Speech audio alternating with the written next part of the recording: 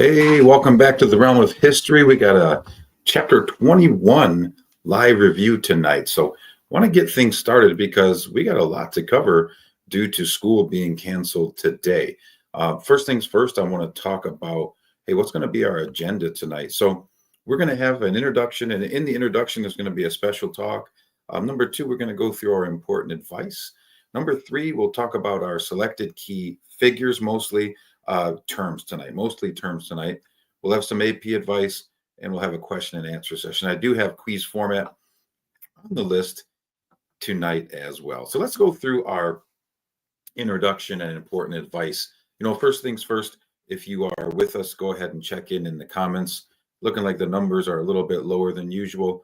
Hopefully people will come on. Maybe they forgot since it was the day off. But want to remind you, hey, you had the review sheet. You need to study your notes, of course, from the chapter. That's the number one way to get ready for these quiz assessments. Read your notes several times through. I think that'd be the biggest advice that I can give you. And then use the review sheet to quiz yourself, get yourself ready for tomorrow's assessment. Number two, I think this is really important. Pray for the right things, right? Pray for the right things. Food drive ends tomorrow. Think about the position that we're in and how fortunate we are to be worried about a quiz tomorrow, right? But think about all the people who we're going to be helping with that food drive. They are worried about maybe where they're going to get their next meal or how they're going to help their children survive and thrive, right? So, hey, it's really important to pray for the right things. It's praying for people's health, people's safety, your health, your safety, the health and safety of your family, right? I don't think we should pray for success on a quiz, but I do think it's valid to pray for guidance. Ask the good Lord to bless you to use your talents to the fullest. I think that's what you really want to focus in on when praying in a situation like this. Number three, like I always tell you, to be here now, right? Focus on the task at hand. Be mentally locked in for tomorrow's quiz. When you come into the realm, hey, pop in history, right? Remove anything else. Pop in history, focus on history. When you leave the realm tomorrow, focus on English or focus on math or in between the classes, 5 minutes, focus on whatever you want, right? And then when you go home, focus on being there with your family. I think that's really important. But that mental focus is what you really need to have to be successful, not only in class, but in life. Number four, make sure you say thank you to your parents. If you need to stop what we're doing right now and go do that, that's great. But before you go to bed, express that gratitude to your parents and your loved ones. And then finally, tomorrow's going to be a challenge. I think the content portion will probably be a little bit of a challenge. The AP portion, I would say the MCQs are a little bit easier this week, but the SAQ, I'd say a little bit more challenging. So be ready for that. Be ready to write. We'll talk about the quiz format overall, but there will be a content portion. It's going to be 40 questions. And then there will be an AP portion, which will be about 4 MCQs and 1 full SAQ. The SAQ is going to have 3 sub questions, A, B, and C, just a normal way of looking at it. So you're going to be working the entire period tomorrow, and I hope it's a challenge for you because challenges are good. Challenges are what make you better, stronger, tougher, more prepared. Okay, I want to pause for station identification real quick. February is Black History Month. And I had talked about doing a presentation in class, but unfortunately we had the ice day. So I'm going to do it here. I want to talk to you about an inventor. Now, one of the things about our class is that we've talked about Black history throughout. I think, Black history is world history and American history is Black history, right? So it's all intertwined. Like we've learned about many different figures from throughout the world. But today, what I'm going to focus on is somebody you may not have heard of, but I think affects our life in an everyday fashion. So who I'm talking about today his name is Garrett Morgan. He lived from 1877 to 1963, and he invented 2 major things. Number one, an early version of the gas mask, which was eventually adapted and used in World War One. And then second, he invented what's called the 3-position traffic light that we still use today. And I'm going to show you what I'm talking about real quick.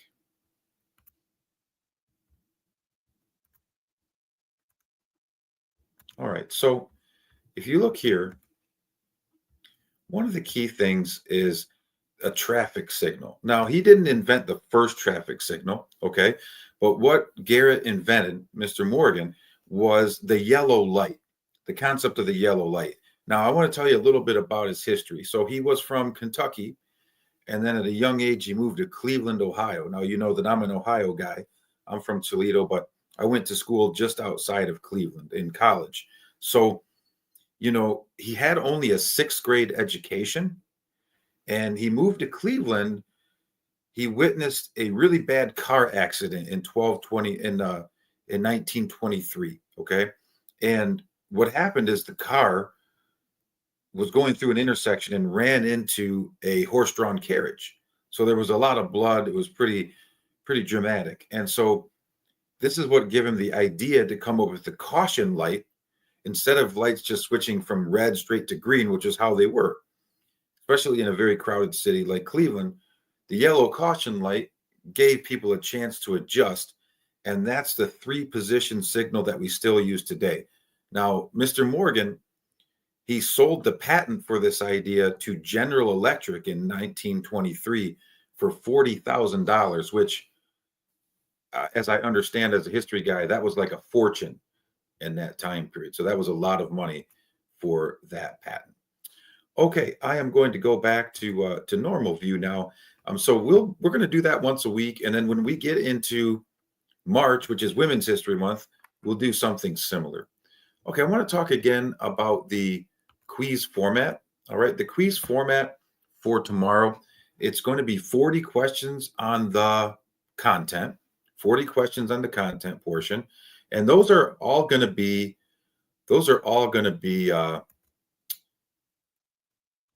multiple choice and matching tomorrow. Okay, multiple choice and matching. Man, I'm seeing some people I got to remove from the comments already. All right, I have done that. So we should be in good shape. And then on the AP portion, all right, fellas, the AP portion, what we've got is going to be 4 MCQs, AP style, and 1 full SAQ. Okay, so that's what you're up against on tomorrow's quiz. All right, next, we're going to go into some key terms mostly. I'm not going to really do figures tonight, but I'm going to do a lot of key terms. So please follow along with me. And then as we're going through, if you have any questions, we'll get to those momentarily. So first one is Huguenot.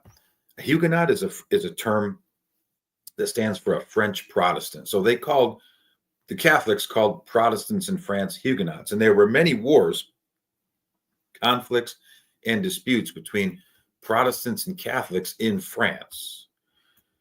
One of the things that came out of that is called the Edict of Nantes. The Edict of Nantes was a declaration by Henry of Navarre that allowed for religious toleration in France. So we had a discussion about, hey, what is tolerance or what is toleration? It basically allowed you to practice whatever faith you wanted without being persecuted. That was put together by Henry of Navarre, or Henry IV, who was a Protestant at first, a Huguenot, but when he became the king, he converted to Catholicism. Next is more of a philosophical term. It's the term skepticism. It's the belief that nothing can ever be known for certain, or nothing can ever be proven. Next, we have on our list, remember this chapter was about absolute monarchs, right? Absolute monarchs in Spain, in France, in Austria, in Prussia, in Russia, and finally in England. The War of Austrian Succession. This was a war over a strip of land called the Province of Silesia, and it was fought between Austria and Prussia. A lot of questions on who was Prussia, right? Prussia is no longer a country today.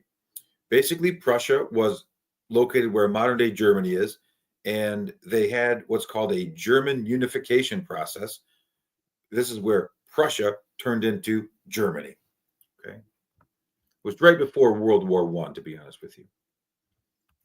Next, we have I'm sorry, I forgot to mention something. It's that the reason they were fighting over this province of Silesia, it originally belonged to Austria, but it was very rich in resources such as iron ore, agricultural crops, and textile mills for making clothing. So that's why Prussia wanted it. Frederick, who was the ruler of Prussia, thought he could easily defeat Austria because they had a female ruler, Well, Maria Theresa was her name, and she had just given birth when this war started. She traveled with a 6-week-old child to Hungary, and while in Hungary, she convinced the Hungarians, who generally didn't like the Austrians at this time, to provide an army, which they did, and she held off Prussia for about 4 or 5 years. And then they eventually took it over. Next, we're going to talk about the English Civil War. It was fought from 1642 to 1649, and it was between the supporters and the opponents of King Charles I, right? Remember, he eventually gets captured in this war, and he was beheaded. He was the first king to be publicly executed in history, especially in Europe. Next, we're going to go to the period known as the Restoration. So after Charles I, there was Oliver Cromwell, right? He came into power. The Restoration is after Cromwell died. Parliament voted to bring Charles II, who was Charles I's son, back into power. When I explained this in class, I said, hey, he was living in exile, Charles II. He was living in France. And what happened is Parliament's like, well, we need to bring back monarchy. We kind of got sick of Cromwell and the Commonwealth. And who are we going to go get that we could kind of control? They're like, hey, how about the guy whose dad we beheaded? Maybe we can get him to come and we can kind of use him as a puppet. So that's really why they brought Charles II back in, and that's known as the Restoration. What are they restoring? They're restoring the monarchy as an institution. A little bit later, we had what's called the Glorious Revolution. Remember that in England, they did not like Catholics. The Puritans, the Presbyterians of Scotland, they were not fans of Catholics. And so James II, who was in power at this time, was a Catholic. Parliament now grows weary of that, and they went to a guy named William of Orange, who's from the Dutch Netherlands, and his wife, Mary, who was James the King's daughter. Those two overthrow her father, James, in 1689. It was a bloodless overthrow. James II kind of knew what was coming. He got his son and his family out of there, went back to France in exile. After that, Parliament kind of was like, hey, William and Mary, well, we got you onto the throne. You need to use us as your partner in government. And so they created the Bill of Rights, which was a document that guaranteed basic legal rights to the English people. All of these kings, all of these monarchs, queens, kings, Queen Elizabeth, Maria Theresa, they all followed the concept of divine right. This is the belief that a monarch, king or queen, was God's representative on earth, and therefore it served as a justification for their power, their actions, their rules, their laws, their decision making. It's kind of a way to trick the people, if you ask me, but they kind of kept them in power. Eventually, what happened in England, at least, was the creation of a constitutional monarchy. A constitutional monarchy is where there is a king or queen, but their power is limited based on what is stated in a document called a constitution. The Constitution basically sets clear what are the legal rights of the people and what a king or queen can and cannot do. One of the terms that's on your sheet is called the Spanish Armada. It was a very large naval fleet of military ships, and it was used by Spain, the Spanish Armada, one of the best navies in the history of the world, but they were defeated by Queen Elizabeth and the English at the Battle of the Armada. Next, let's take a look at the League of Augsburg. You know, France was the most powerful country during the chapter that we were looking into this week, chapter 21. And they were making moves, and Louis XIV was making moves. So there was an alliance created against them that involved many, many countries, and it was formed to rival and limit the power of France. The countries that made up the League of Augsburg include the Dutch Netherlands, the English, Austrians, Sweden, Spain, and then many other smaller states like, the province of Silesia was one of those, Switzerland, Denmark, so on and so forth. You won't need to know all those names, but you want to know some of the big players. This may be the final term tonight. We got the Peace of Westphalia. The Peace of Westphalia It's a peace treaty that ended the 30 Years' War. Remember that the 30 Years' War was basically between two ruling families, the Bourbon family of France versus the Habsburg family of Austria and Spain. And then some other countries get involved. Prussia, England gets involved, so on and so forth. So Prussia and France became pretty close allies after a while, even though they may have fought against each other at certain times. All right, that's the end of what I wanted to do there. I'll get to the questions in just a minute. I do want to have some just quick AP advice. I finalized the quiz last night in preparation for today and tomorrow. Basically, I think it's pretty simple this week on the AP side of things. You need to know about what is absolute monarchy, what is divine right, who are some of the kings and queens that we learned about, who were some mentioned in the AP reading, right? Like Philip the Great, Philip the Second. I'm sorry, Peter the Great of Russia, Philip the Second of Spain, James the First, James the Second, both Charleses, Queen Elizabeth, all right, Frederick of Prussia, Louis the 14th. Those are pretty much the ones that are going to be referenced in the AP MCQs. Now, the SAQ is a little bit more challenging. It's going to have you come up with examples of what these monarchs did. So you need to know kind of like how they ruled a little bit and what is divine right and how they utilize that. So I think that would be my advice for you to get ready for tomorrow's quiz on the AP side of things. All right, I'm going to go to question and answer session. I'm going to go to the comments now.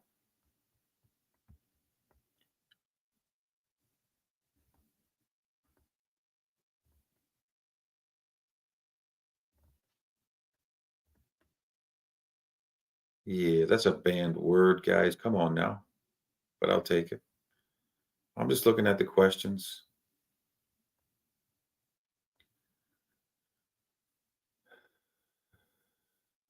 Oh, lotion. Crazy stuff. You guys are.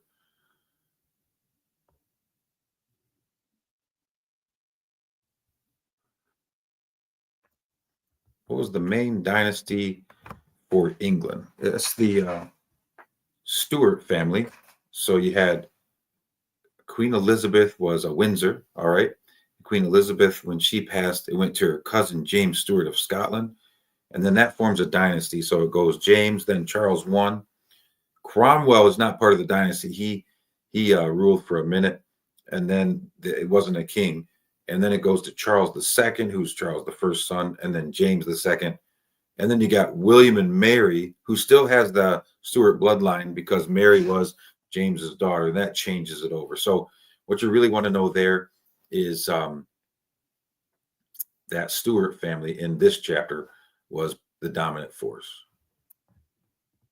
So it goes Elizabeth, James I, Charles I, Cromwell, who's not a king, Charles II, James II, William and Mary. That's really what you want to know. 7 Years' War is just another way of stating the French and Indian War. It was France versus England. It was a war fought in American soil and also going on in Europe. What you need to know about the Bourbon dynasty is who started it. That's Henry of Navarre. And then who were some of the key players? Louis the 13th, Louis the 14th for this chapter. And I think also what's important is that the Bourbon dynasty also fought, they were from France, and they also fought against the Austrians in the 30 Years' War, the Habsburg family. Yeah, so hey, we got to 2 o'clock this morning, so I don't care.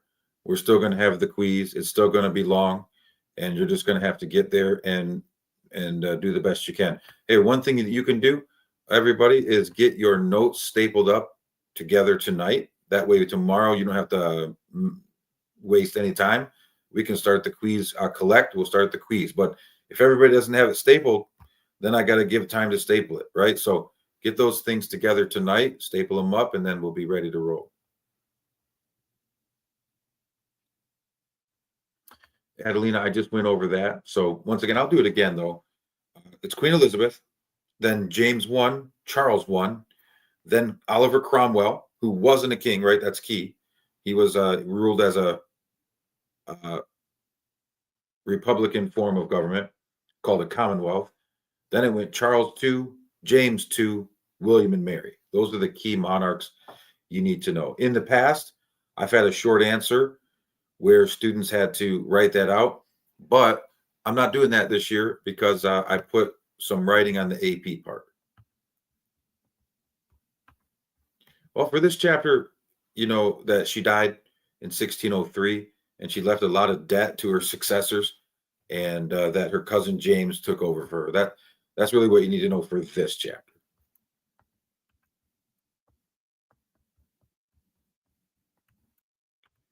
Yes, something like that. I know. I said already several times 4 MCQs, 1 SAQ. Philip II was King of Spain. We talked about him last Friday in the Teams meeting, the virtual day.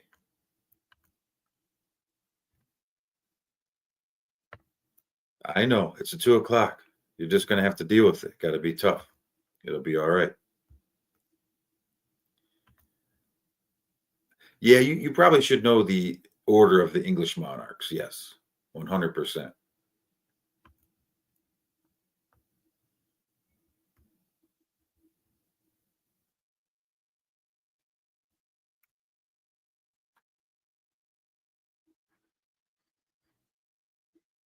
Well, when I guess I can answer the last part of the question, I'm not so concerned about the first part of the question. The last part of the question could affect you on this chapter. Charles V was Holy Roman Emperor and ruled over Austria. So there's an example of yes, that can happen. The rest of the stuff you don't really need to know for this chapter. SAQ is only an AP style question, so that'll be on the AP portion. Habsburg dynasty comes from the family of Charles V, and they originally ruled Spain, and then eventually they ruled Austria.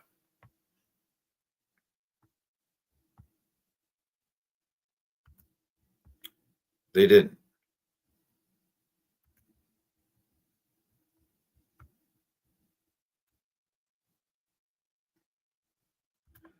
Bourbon dynasty is the ruling family of France. Habsburg dynasty is the ruling family of Austria. James Stewart. Well, he didn't do very well with the Puritans. The Puritans did not. Puritans did not really help him much. However, he did do fairly well with Parliament and getting money to fund wars against Spain and France.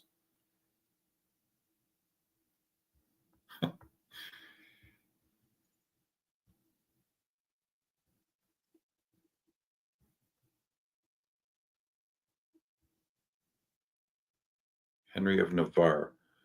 Ian, you want to know about Henry of Navarre? Henry of Navarre was a Protestant, and he was the son-in-law of Catherine de' Medici. When Catherine de' Medici died and all three of her sons died, he then became the next in the throne. And so he became, of course, the next king, and he took the name Henry IV. And with that, he then converted to Catholicism. He also issued the Edict of Nantes.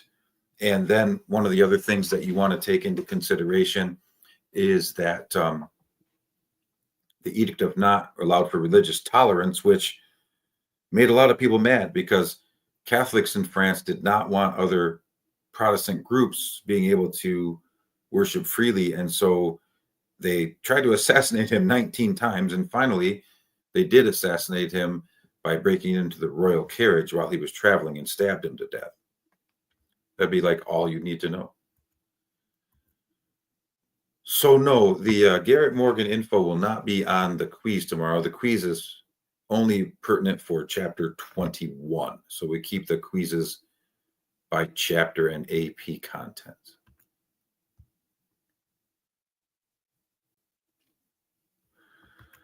Okay, so Webb, I would say you don't have to worry about the dates. You know me, I try to tell you it's more about the big picture concept. So chronological order would be best. I wouldn't memorize the dates, but knowing who fell in line there and about what time period they ruled would be helpful for you. Yes.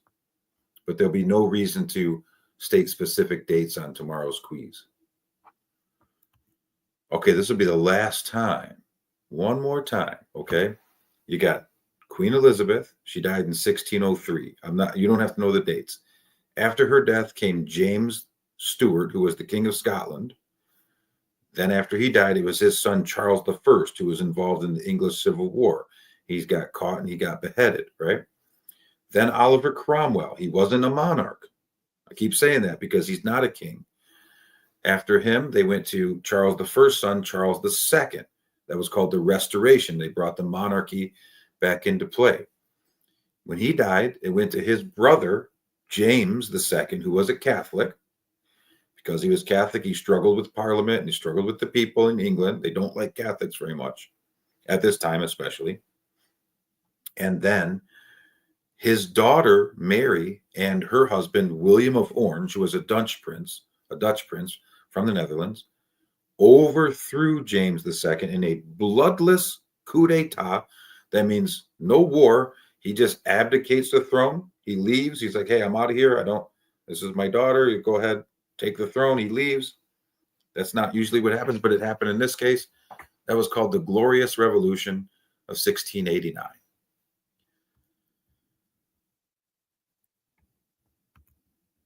Next is, what is the province of Silesia? This was a very rich, resourceful land on the border of Austria and Prussia, and it led to the War of Austrian Succession. Prussia wanted it, Austria wanted it, has a lot of iron ore, a lot of good agricultural crops, a lot of textile mills. That's why it was so sought after, because of all of the resources.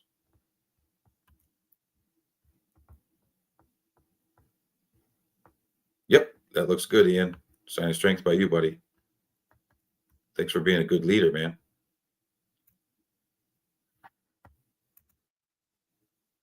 Oh, I hope that you're subscribed. Hope you're subscribed if you want to talk trash like that. That's okay. I can take it. Yeah, it's the light above my head is shining. Yeah.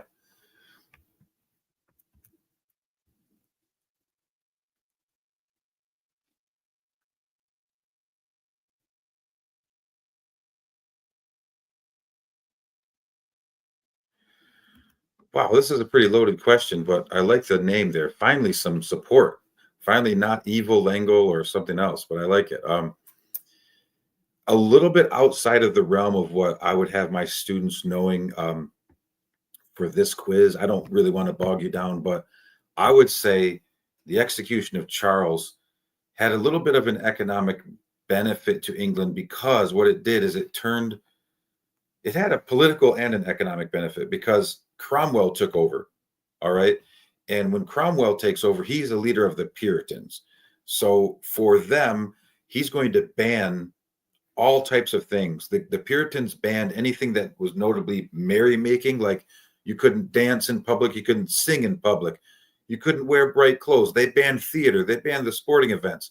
So you could look at that as a negative, right? You could look at that as a negative because that would limit spending, consumer spending in those genres in those areas.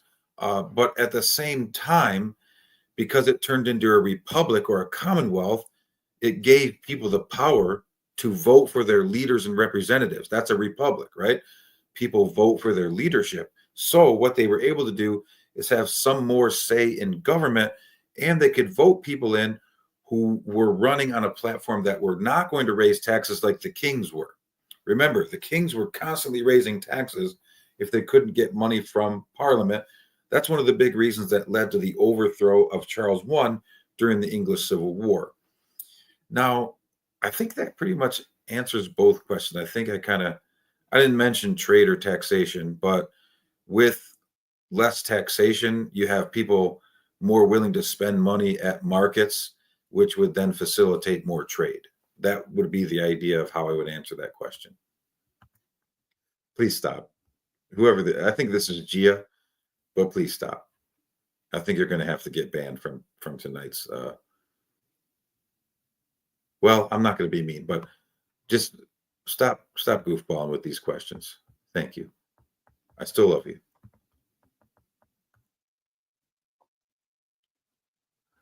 Yeah. So good question. I mean, if you really want to know, Elizabeth dies in 1603. William and Mary take power in 1689. That's the time span in England that you want to know. Queen Eaton.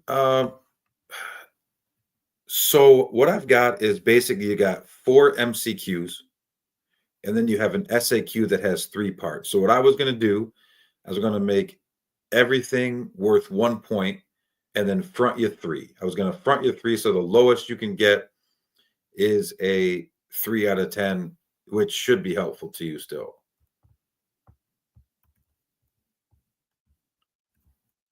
I know who it is.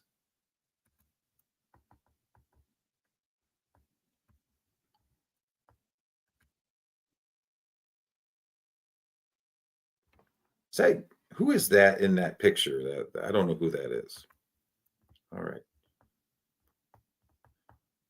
Stop calling people bots. Come on now. Okay, that's it.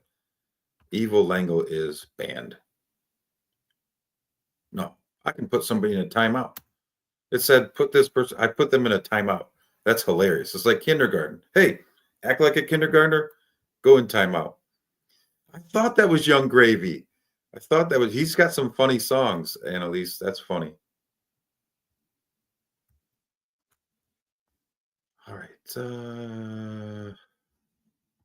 Descartes, Landon D. Famous Landon. Rene Descartes was a French philosopher. He had a famous quote, I think, therefore I am, right? He argued that you could use scientific methodology to prove things because remember we learned about skepticism. And so he argued against skeptics.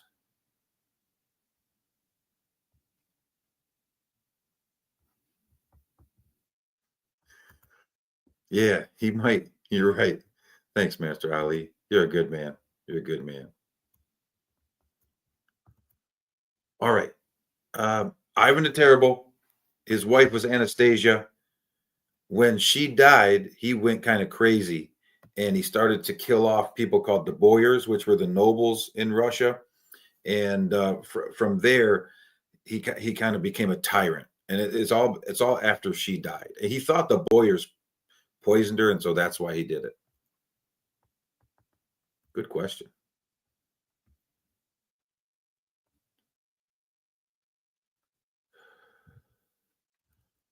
Always use ace, Adelina. Yes, always ace. So answer the question clearly, right? Definitely answer the question. Then cite historic evidence to support your answer, and then explain how your evidence in support of your answer facilitates the answer to the question. So it's all about going back to like that first topic sentence or answer of the question is like your thesis, and then you're looking at multiple avenues of supporting that thesis. I thought, yeah, okay, we're doing good. We're doing good.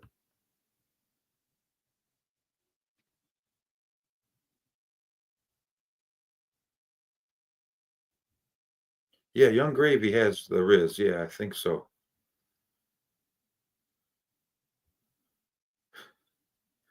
Very funny comments here tonight.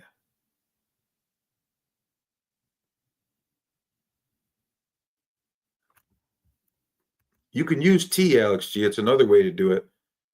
That's topic sentence, which is the same as an answer, then explain, and then analysis. That's basically same thing, just with different letters. Well, Maddie G, usually I do a change up lesson on section 4, but some of the classes, especially 7th and 8th hour, they were like way against the change up session. So usually when I do change up sections, I don't put that information on the quiz. However, you do need to know important people like rulers of Russia because they're going to be in the AP portion. Yeah.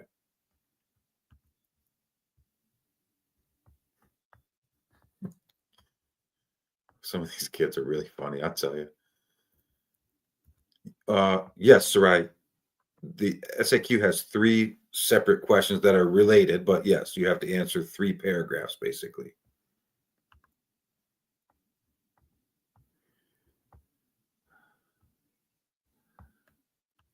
No, that's Charles II of Spain. That's a different country. That started the War of Spanish Succession, but that's not Charles II from England. Okay, different situation. No, no. Citing evidence is evidence, historical evidence that you have in your mind, like examples to help prove your answer to the question is correct. Not necessarily citing anything from the prompt. No.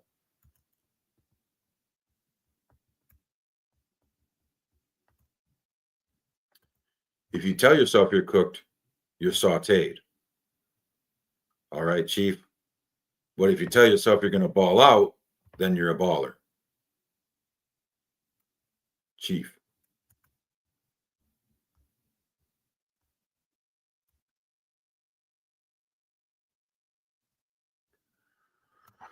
Good question. I don't know who Strawberry is, but who is Michael Montaigne? Michael de Montaigne invented the essay because he was arguing against skeptics. Skeptics said, hey, you can never prove anything. What is the essence of an essay, right? You got a thesis statement. Then you got to use examples to support your thesis to prove your thesis. So he's saying, all right, skeptics say you can never prove anything in life, but here's a way to do it. Michael Montaigne invented the essay.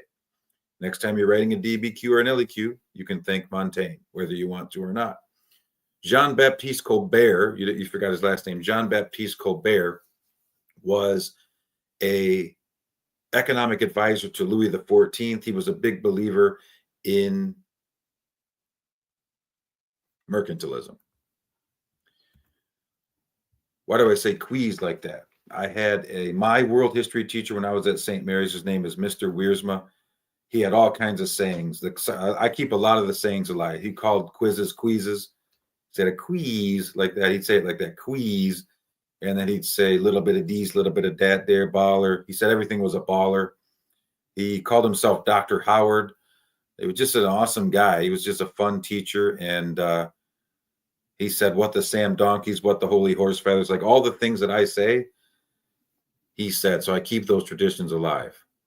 Yeah, Mr. Wiersma. Still teaching. He's still teaching out in Grand Rapids, actually. He was my mentor my first year, and then he moved to Grand Rapids. But I had him as a teacher when I was at St. Mary's, so I keep those traditions going. That's all.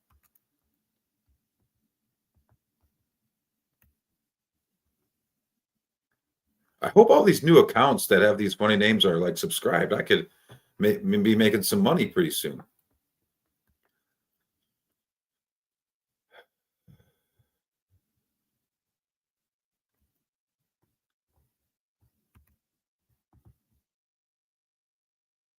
Yeah. Let me do. I'm gonna look at the quiz for you right now, but I'm gonna say, yeah, that's usually how it goes, Sarai.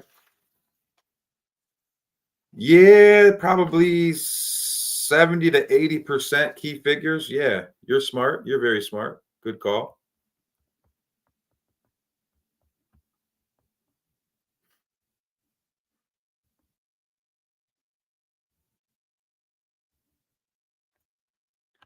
We talked about this. Remember, he killed many people. He killed many boyars, many innocents. He killed his own oldest son. So that's really one of the big reasons.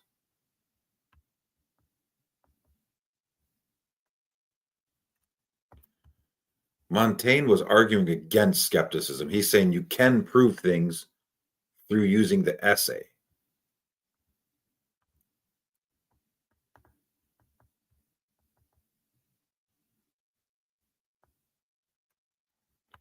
I probably am your history teacher, but thanks.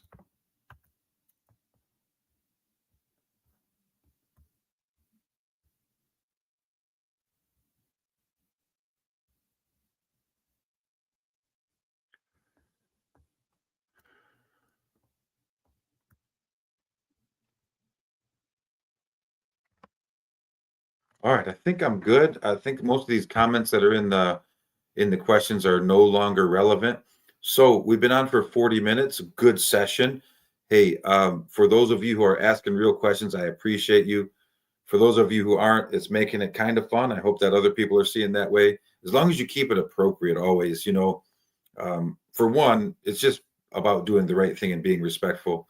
And then two, I would say it really if you make bad comments here, it doesn't let the replay go right away, and it certainly doesn't put the questions into the replay. So please keep the comments appropriate. It's really a waste of time if you don't. One real question right here. We got, why did Cardinal Richelieu put France into the 30 Years' War? Well, he was trying to create the best benefit for the Bourbon family. He knew that by winning the war, the Bourbon family would become the most powerful family in Europe at the time by beating the Habsburgs, which were their major rivals. So that's really one of the big reasons. There were also some religious reasons, Catholicism versus Protestantism. But yes, though, it's really about defending and extending the Bourbon family control and power. All right. Definitely don't have any of these things mentioned over here. Um, but I want to wish you guys a great night. And I also want to say thank you and God bless. I love all of you. And I hope that you do really well on tomorrow's quiz. I saw a question come in. The Boyers were Russian nobles, wealthy landowners. Have a great night.